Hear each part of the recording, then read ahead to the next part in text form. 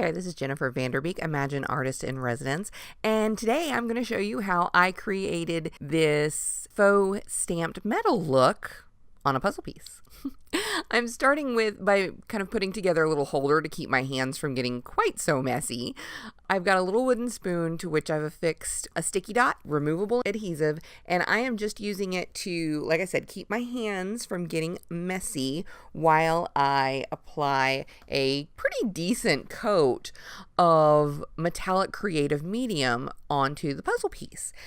I want it thick enough that it's going to hold the eventual impression we're going to make, but not so thick that it's going to take forever to dry or be prone to being really uneven. You can clean up your edges one of two ways. I am using the palette knife to kind of go ahead and carve out the areas where the puzzle has the little negative space. But you can also wait until the end and use a craft knife to cut away the excess creative medium after everything is all said, done, and dried. Your choice. I think that the craft knife method will probably lend a smoother overall finish. But if you're like me and you like it to look a little bit more organic, rustic, insert your word of choice, then, give the palette knife a try. Either way, you'll be fine. And I'm using silver and gold because I was kind of reminded of the old Girl Scouts song, Make New Friends. It goes, make new friends, but keep the old. One is silver and the other gold. And so since I'm doing this, it's kind of like the BFF necklaces of when I grew up. Although I never saw puzzle piece ones, so who knows? Untapped market, folks.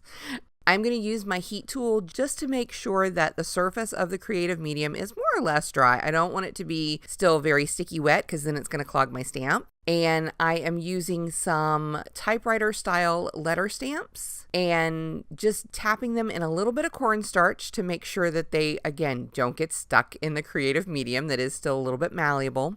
And then I am pressing them gently but firmly into the creative medium to make my impression. Now, if you want, it's not required, but if you want to add some depth or a little bit of antiquing, what you can do is you can take an ink pad. I'm using my StazOn Opaque in Ivory Black. I'm inking up those same stamps that I used and then very carefully fitting them back into their grooves. This is putting ink into the depressions and it works wonderfully well. Alternately, you can use a little bit of pigment ink, like I've got the Delicata dark brown shimmer, and I am just dry brushing that on with a paintbrush over the surface of the coated puzzle piece. I will remove any excess very gently with a wet wipe so that only the deeper parts have any ink still left on them.